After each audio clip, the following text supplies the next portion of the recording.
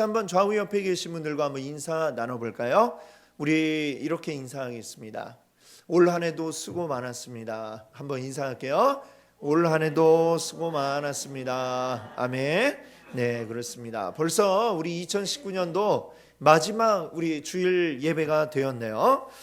시간이 참 빠르다. 뭐 이거 늘 하는 얘기지만 또 이렇게 실감하게 됩니다. 벌써 이게 올해의 마지막 주일 예배다 하니까 참 안 믿겨지네요. 또 한 살을 먹어야 되다니 이런 생각도 들기도 하고 말이죠. 자, 오늘 이제 이 마지막 주일 여러분과 함께 나눌 은혜의 말씀 제목은요, 자격 조건이라고 하는 또 제목으로 함께 은혜의 말씀을 나누고자 합니다. 여러분, 우리 스포츠 운동 경기 이렇게 보는 거 좋아하시죠? 이 스포츠 가운데 좀 단체 종목들이 많이 있습니다. 여러 사람이 한 팀을 이루어서 경기를 하게 되는 이런 단체 종목들이 있는데, 이런 단체 종목들을 보면 스타 선수도 있지만 또 감독이 스타인 이런 경우들도 우리가 많이 봅니다. 아주 잘하는 팀의 감독들은 선수 못지않게 큰 인기를 누리게 되는 것을 보게 되죠. 과거 우리 2002년도 월드컵 때도 우리 잘 뛴 선수들만 인기가 있었던 게 아니고, 그때 우리나라 축구팀 감독이 누구였죠? 그렇죠, 히딩크. 아직도 이름을 기억하고 계시잖아요, 그렇죠? 히딩크 감독이 그렇게 인기가 많아서 외국인인데 뭐 명예 뭐 서울 시민증인가 뭐 이런 것도 받고, 이렇게 우리나라 아주 국민 못지않은 그런 대우를 했던 기억이 납니다. 요즘에 보면 또 그때 이제 코치였던 박항서 지금 감독이 되어서 베트남에 가 계시죠. 근데 또 거기에서 그 히딩크 못지않은 큰 인기를 누리고 있다, 이런 얘기를 듣고 있습니다. 자, 이렇게 큰 인기를 누리는 감독이려면 무엇보다도 어떻게 해야 될까요? 선수들을 잘 지도해서 그 팀을 이제 끌어올리고 그 팀이 여러 경기에서 승리할 수 있도록 만드는 이런 감독이 이제 인기 있는 감독이 될 것입니다. 자, 보통 우리가 생각하기에는 선수 생활을 잘했던 사람이 또 감독도 잘 하지 않을까, 이렇게 생각하시는 분들이 많죠. 자, 왜냐하면 그런 말이 있잖아요. 우리 옛말에 고기도 누가 잘 먹어요? 먹어본 사람이 잘 먹는다. 약간 순환을 해서 먹어본 사람이 고기 잘 먹죠. 그것처럼 운동 경기도 선수 때 잘 뛴 사람이 감독도 잘하지 않을까, 이렇게 생각을 하는데, 사실 이렇게 여러 유명한 감독들을 보면 선수 때 잘했던 사람보다는 좀 별로 이름 없이 빛 없이 선수 생활 마감한 분들이 잘하는 경우들을 또 많이 보고는 합니다. 명선수 출신인데 좀 감독으로서는 어려움을 겪는 이런 경우들도 우리가 종종 보게 되죠. 자, 제가 몇 년 전에 이 광고 아주 재밌게 보았던 광고가 있습니다. 거기에 차범근 전 감독이 이제 출연을 했는데, 요즘 말로 하면은 좀 이렇게 셀프 디스라고 할까요? 셀프 디스 뭔지 아시죠? 자기 스스로 자기를 좀 이렇게 까내리는 약간 그런 내용일 수도 있는데 굉장히 재미가 있더라고요. 그래서 우리 잠깐 한 20초 정도 되는데 잠깐 우리 보고 이야기를 나눠볼까요?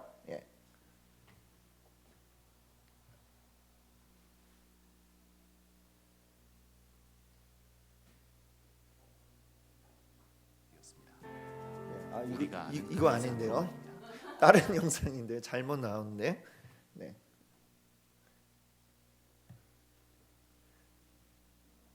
근데 이거 아니에요. 네. 예.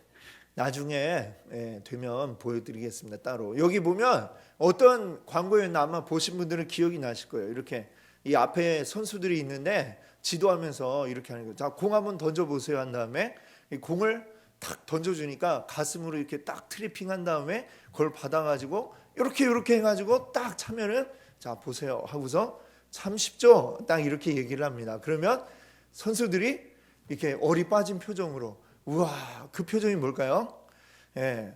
그건 당신이나 할 수 있지 우리가 어떻게 합니까? 이런 표정으로 쳐다보는 그런 영상이었습니다. 자, 그 명선수 출신이 명감독이 되지 못하는 이유 바로 뭐냐?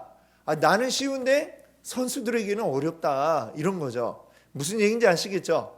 야, 이렇게 하면 되잖아. 왜 못해? 딱 이렇게 얘기를 하는데 선수들은 우리 그거 못해요. 이러니까 이 명감독이 되기가 어려운 그런 아픔이 있는 것입니다. 자, 그래서 사실은 이 선수들의 수준을 정확히 알고 이 선수들이 알 수 있는 상태로 설명도 해주고 그 사람들이 감당할 수 있는 수준의 것을 요구하면서 이걸 조금씩 높여나가야 이제 명감독이 될 수 있는 것이죠. 그래서 우리나라 그 박항서 감독도 보니까 베트남에 가서 어떻게 합니까? 완전 선수들하고 숙식하면서 그 선수들 틈으로 들어가서 녹아 들어가지고 그 선수들의 수준을 알고 같이 이렇게 지도를 해 나가니까 그러니까 좋은 성적을 거둘 수 있었다라는 생각을 해 봅니다. 자, 오늘 이 얘기를 드리는 이유는 우리 히브리서 말씀을 보면 계속해서 지금 우리 4장을 보고 있지만 앞에서부터 예수님은 어떤 분이다 라고 얘기를 자주 하고 있냐면 예수님은 대제사장 역할을 했습니다 라는 이야기를 하고 있어요. 자, 대제사장의 역할을 잘 하셨는데 그걸 잘 하기 위해서 예수님이 하신 것이 있는데 그게 바로 무엇이냐? 그는 바로 우리와 같아지셨다라고 하는 것입니다. 우리와 같아지셨다라는 얘기는 뭐냐? 우리와 똑같은 사람이 되셨다. 그래서 예수님은 대제사장의 역할을 잘 감당하셨다라고 하는 그 이야기를 하는 것이죠. 자, 먼저 그러면 우리 예수님이 대제사장 역할을 했다고 그러는데 대제사장이 뭐냐라는 것을 우리가 한번 생각을 해봐야 되겠습니다. 자, 쉽게 얘기하면 대제사장의 중요한 역할은 뭐냐? 하는 여러 가지 일들은 여러 가지 있는데 그걸 한마디로 요약을 해본다면 하나님과 우리 사이를 연결해주는 역할, 이게 바로 대제사장의 역할이라고 말할 수 있습니다. 자, 이스라엘에 보면 지파가 12지파가 있습니다. 이 12지파는 어떻게 해서 나온 거냐면 야곱의 아들이 12명이죠. 그 12명의 후손들, 그래갖고 유다의 후손들은 유다 지파, 또 베냐민의 후손들은 베냐민 지파, 르벤의 후손들은 르벤 지파, 이런 식으로 해서 이스라엘을 12개의 지파로 이제 나누어서 분류를 하였습니다. 자, 근데 그 12지파 가운데 하나님께서 한 지파, 레위 지파를 택해서 이 레위 지파는 나를 위한 일들을 하도록 해라 라고 이렇게 지정을 꼭 집어서 하셨죠. 자, 그 레위 지파 사람들이 이제 남자 어른들은, 레위 지파의 남자 성인들은 제사장의 역할을 하게 됩니다. 그래서 제사장의 역할을 하는 사람들은 성전에 들어가서 이 백성들이 제물을 가지고 오면 그걸 가지고 이제 제사를 올리는데 돕는 일들을 하고 성전의 여러 가지를 또 관리하고 돕는 이런 일들을 하게 되죠. 자, 그 제사장 일을 하는 레위 지파 가운데서도 특별하게 모세의 형 아론이죠. 이 아론의 후손들은 대제사장이 될 수가 있었습니다.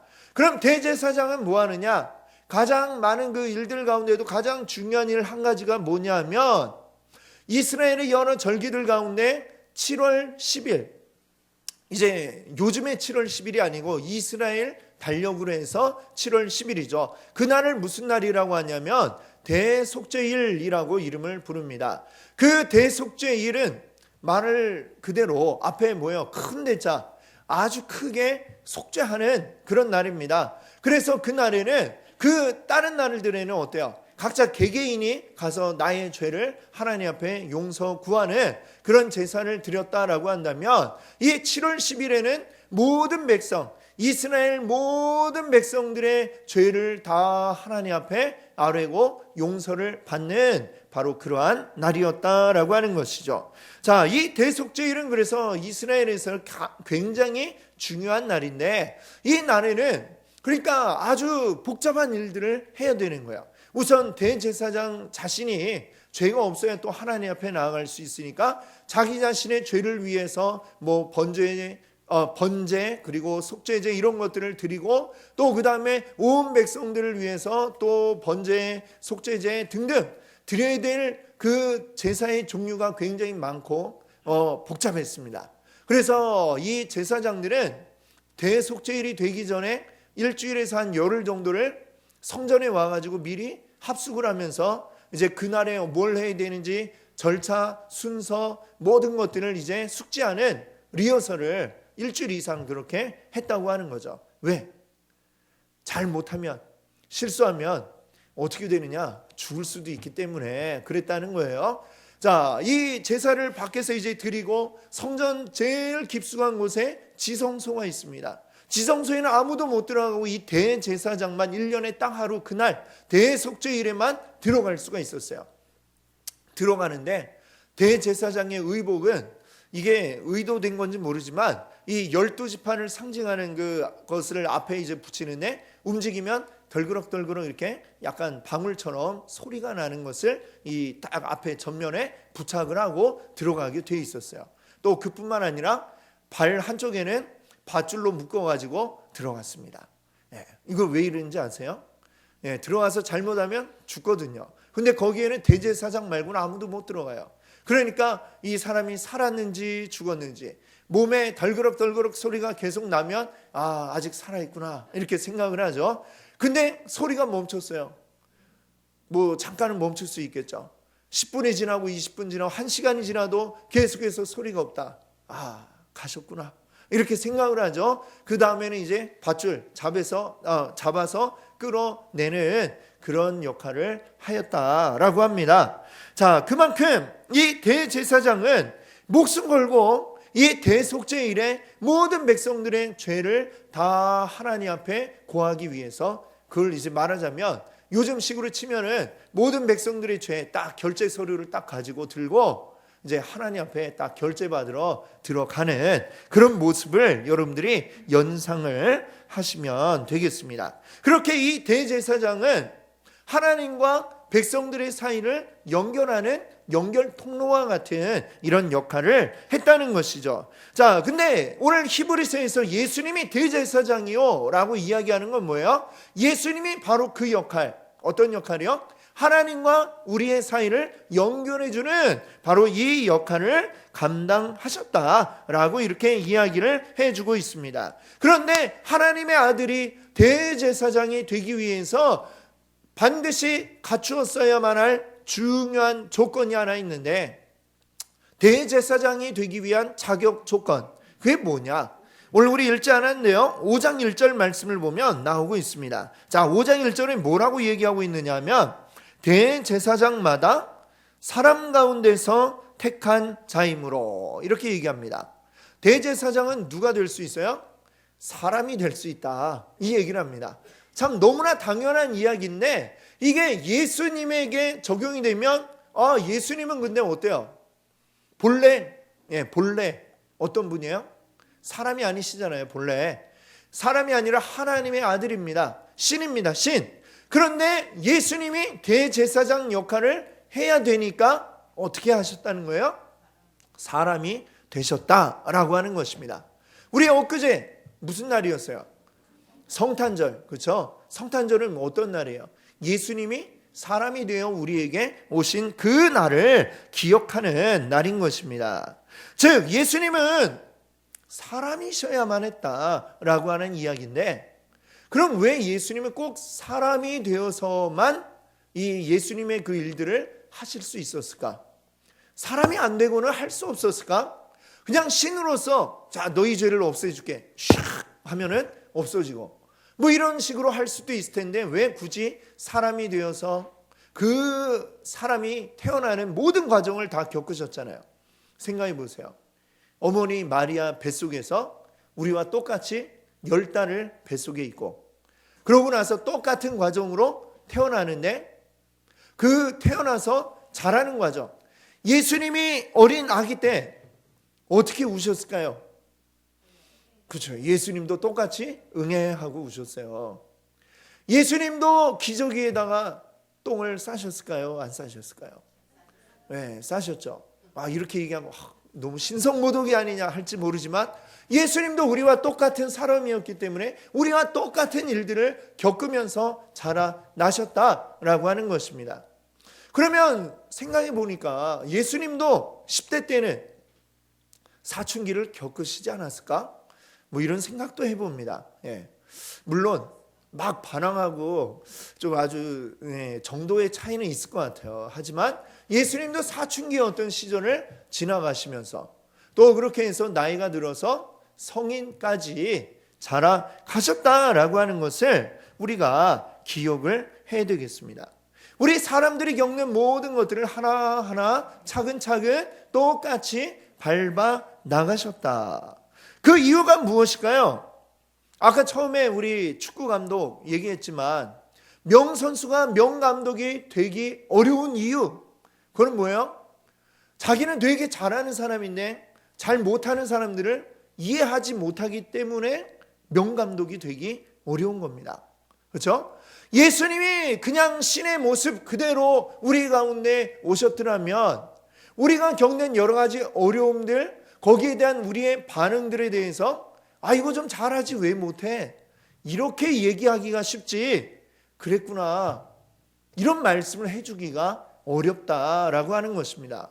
그래서 예수님은 우리를 온전하게 이해하기 위해서 우리와 똑같은 과정을 똑같이 밟아가지고 어쩌면 우리보다도 더 힘든 과정들을 하나하나씩 겪으셨던 분이 바로 우리 예수님이다 라고 하는 것이죠. 그래서 우리와 같은 사람이 되심으로 가능해진 것이 있는데 그게 뭐냐? 15절을 한번 보실까요? 4장 15절 거기 앞에 부분만 한번 읽어볼게요. 우리에게 있는 대제사장은 우리의 연약함을 동정하지 못하실 이가 아니오. 그렇습니다. 여기 뭐라고 얘기하고 있어요? 우리의 연약함을 동정하지 못하실 리가 아니다. 이건 무슨 얘기예요? 우리를 동정하신다는 얘기예요? 동정 안 하신다는 얘기예요? 헷갈리죠. 못하는 게 아니다 하면은 강한 긍정이죠. 매우 우리를 동정해 주신다라고 이렇게 얘기하고 있습니다. 그럼 여기 동정한다라는 말이 뭐냐? 자, 이 부분에 이제 쓰여진 그 헬라어 원어가 뭐냐면 심파테오라는 말이 쓰여져 있어요. 근데 이것에 이제 영어 번역에 보면은 비슷한 말이 쓰여져 있어요. sympathize. 그렇죠. 비슷하죠. 왜냐하면 이 말이 헬라어에서부터 이렇게 쭉 나온 그런 영어 단어이기 때문에 그렇습니다. 자, 그럼 sympathize 이 말이 어떻게 나온 거냐? 이 어원을 우리가 생각해 보면 우리 중고등학생 또는 이제 대학생들이 보는 영어 단어 책에 보면 이런 설명이 나와요. 이 어원을 분석해 보면 앞에 sympathize 할 때 sim 앞에 sym 이거는 무슨 뜻이냐면 함께라는 이런 뜻을 가지고 있어요. 그 다음에 path pass 이 말은 뭐냐면 느낌이라는 뜻을 가지고 있습니다. 함께 느낀다 이 말이에요. 그 말은 뭐냐? 예수님이 우리를 심퍼사이즈 한다라고 하면은 예수님이 우리의 어떤 느낌, 감정을 그대로 함께 예수님도 느끼신다라는 이런 뜻을 가지고 있는 것이죠. 그래서 심퍼사이즈의 뜻이 뭐냐? 동정하다, 공감하다라는 이런 뜻을 가지고 있는 것입니다. 예수님이 우리의 모든 것들을 공감하세요. 그리고 그것을 동정하세요. 공감하기 때문에 동정할 수 있는 것이죠. 예수님이 우리를 동정하신다. 너무 불쌍하다. 이게 단순히 멀리 높은 데서 보면서 되게 불쌍하네. 이렇게 생각하는 게 아니고 직접 우리와 같은 어려움을 겪으면서 와, 이렇게 힘들었구나 라고 얘기하시면서 그래, 이렇게 힘들었구나.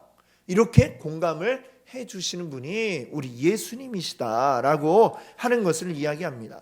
아까도 제가 예수님에 대해서 말씀드렸지만 예수님이 이 땅에 오시는데 사람으로 오신다고 해도 그냥 다 큰 성인이 돼서 한 30살쯤으로 갑자기 탁 올 수도 있잖아요. 근데 그렇게 하지 않으셨어요. 어린 아기 뱃속에서부터 해서 모든 과정을 똑같이 밟으셨어요.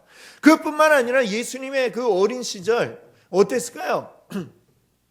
예수님의 집이 잘 사는 부잣집이었나요? 아닙니다. 예수님 아버지는 거친 일을 하는 목수였어요. 목수. 산에 가서 나무를 베고 그걸 가지고 와서 또 나무를 재단을 해가지고 만드는 이런 일을 하셨죠. 또 아버지가 요셉이 일찍 돌아가셨어요. 그래서 이 예수님은 소년 가장이었습니다. 소년 가장.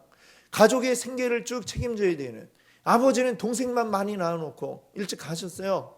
이 동생과 어머니를 보필해야 되는 그 책임을 지고 예수님이 열심히 또 아버지 하시던 일을 물려받아서 목수의 일을 하셨습니다. 아마 예수님 우리가 생각할 땐 굉장히 이렇게 호리호리한 이런 몸으로 우리가 상상하잖아요. 그렇죠? 근데 생각해 보면 예수님은 굉장히 단단하게 육체 노동으로 단련이 된 그런 근육질이 아니었을까? 이렇게 생각을 해봅니다. 제 생각에 그 시대에 안 살아봤으니까 모르지만 아마도 그러시지 않았을까 생각해 봅니다. 그러다가 예수님은 30살쯤에 이제 공생애를 시작하시잖아요. 왜 30살이었을까요?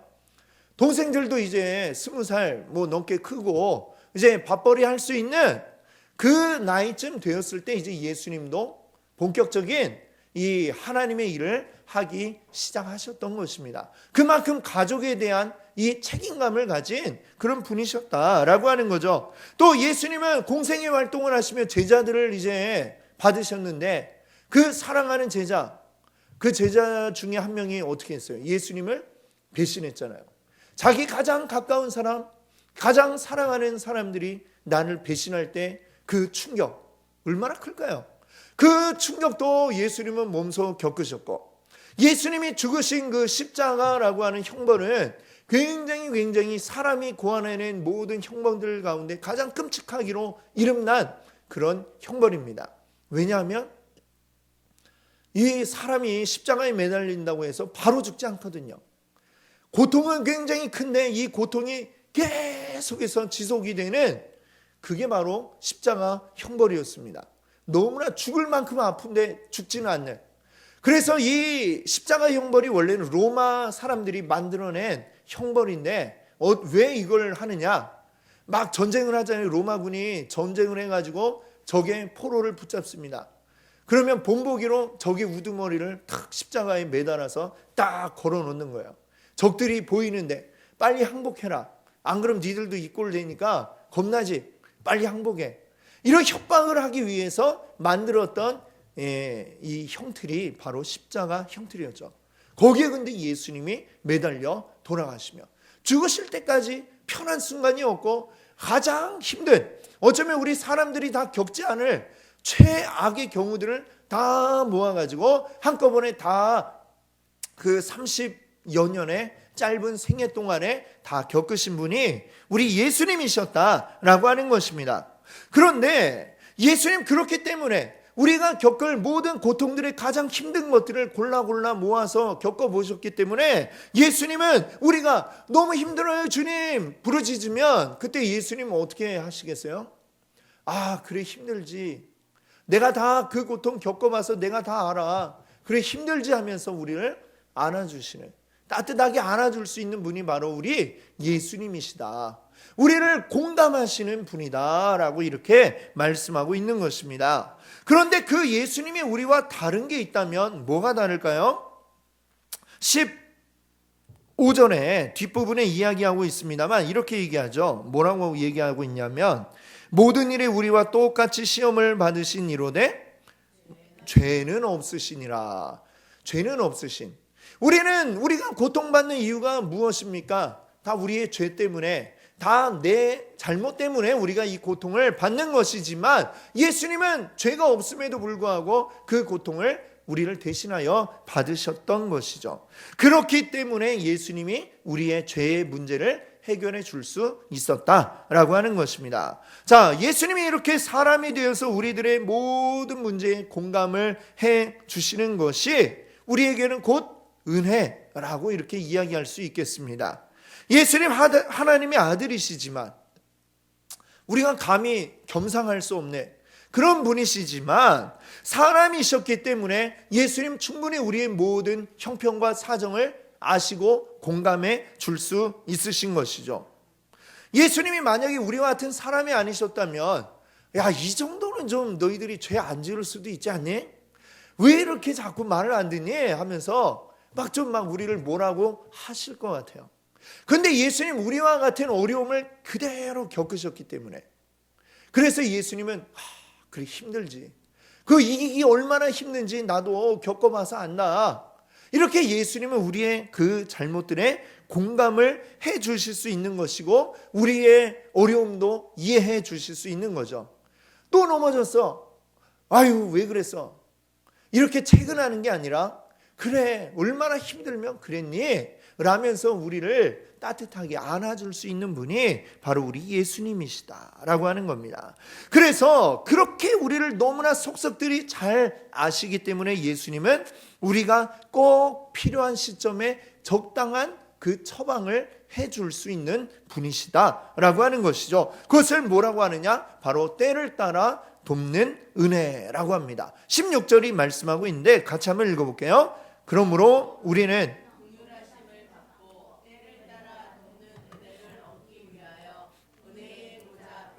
담대히 나아갈 것이니라. 아멘. 여기 말씀하고 있잖아요. 우리가 긍휼하심을 받고 우리를 불쌍히 여겨주시는 그 마음을 우리가 받아서 우리가 때를 따라 돕는 은혜를 얻을 수 있다라고 말씀하고 있습니다. 때를 따라 돕는다. 이 다른 말로 하면 꼭 적당한 그때에 딱 맞춰서 하나님이 은혜를 주신다, 이렇게 얘기할 수 있을 겁니다. 자, 여러분, 사람이 넘어지려고 그래요. 막 길을 가다가 뭐에 걸려가지고 탁 넘어지려고 할 때, 자, 내가 옆에 있었는데 손을 내밀어서 잡아준다면 언제 손을 내밀어 주는 게 제일 좋을까요? 넘어져서 완전 자빠지기 전에 탁 손을 내밀어갖고 안 넘어지게 해주면 그게 제일 좋은 거잖아요, 그렇죠? 근데 만약에 이 타이밍이 중요한데 내가 팍 돌부리에 걸려가지고 넘어졌어요. 이미 넘어져 버렸어요. 예, 길 가다가 갑자기 넘어지면 어때요? 그렇죠, 창피하죠. 그때 누가 아는 체 하면 어때요? 빨리 가, 막 고개도 못 들겠는데 뭐 하고 막 괜찮아 이러면 막 더 창피하고 그럴 거예요. 예, 똑같이 손을 내밀어줘도 넘어지기 전에 손을 내밀어줘야지. 다 넘어져가지고 창피해 죽겠는데 그때 와갖고 야 왜 그래 막 소리 지르고 이러면 더 창피한 거예요. 그거 안 하는 이만 못한 겁니다. 그렇죠? 예, 그러니까 도움의 손길을 내밀어도 적당한 타이밍이 너무나 중요한 것이죠. 예수님은 근데 어떻다는 거예요? 예수님의 도움은 아주 적절한 그 타이밍, 돌부리에 탁 걸려갖고 비틀 딱 하는 그 순간에 예수님이 손을 딱 내밀어 주셔서 안 넘어질 수 있게 붙잡아 주시는 게 바로 우리 주님의 도움이신 줄 믿습니다. 아멘.